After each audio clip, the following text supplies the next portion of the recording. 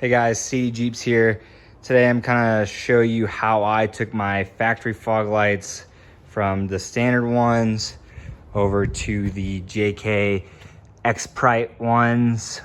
This is not going to be like this is what you have to do to make it work. There's probably like a million ways that you can get it to work, but I'm just going to show you how I did it. All right, under the Jeep facing the front of the vehicle, there's two T20 bolts that you have to remove. There's one right here and one in the top corner up there, and then obviously just twist and remove your light bulb. All right, after you get the two screws removed, there's these little tabs around three sides that you have to undo, and then your fog light should just push out towards the front.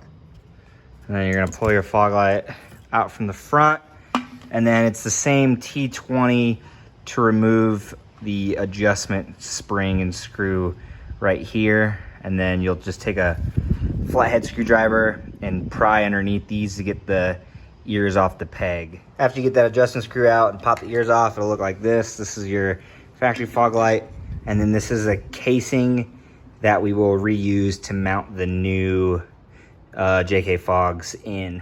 All right, now we're gonna start modifying our JK fogs. So you're gonna cut off all these tabs. I'd show you in the process, but I lost my tripod, so you just have to deal with just before and after. So do this at your own risk. You know, if you destroy these, that's on you, pal. I'm using an angle grinder, and I got my OSHA boots on. Don't forget your safety glasses, y'all. All right, should just look like this. After you trim all those off, go back with like a utility knife and just clean up all the burrs and rough edges, make it look however nice you want to. All right, and then from here, I am gonna take a 1/2-inch drill bit and drill down these nubs just to make them flat with this surface. That way the back of the housing will sit against the back of this like casing. So I'm gonna do that now. All right, now that I got those flat, what I'm now gonna do is I want my pods to have the bigger end. So this is how they're gonna face in the vehicle. So like set that down. This is the top because it's got the adjustment screw, and then I fed it through here and just laid it over. And then I'm gonna use the factory mounting holes. I'm just gonna drill through here and use the factory mounting screws just to kind of hold it in place while I put some supporting screws in there. So I'm gonna drill these out and then tap the factory screws back into this just to hold this in place so I can put the supporting screws to like the top there. And before you take your 1/2-inch drill bit off, you need to drill a hole right here so that you can use the adjustment screw to adjust it after the fact. So I'm gonna drill that out right there. Just drilled those two holes in. So now I will take the factory screws and just screw those in. All right, got those in. So now I can support it from here and do all like my necessary work. You could probably get this to work without additional screws, but I would hate for this to fly out when I'm on the highway. So I'm going to use some just extra screws I had laying around my garage, and just drill through this outer plastic housing and then this plastic housing, and just to secure it even further.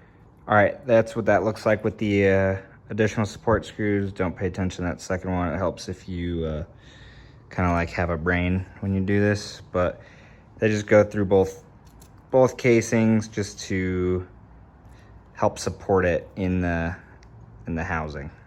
All right, take your screws out of the back, your factory ones, blow out any wasps and leaves.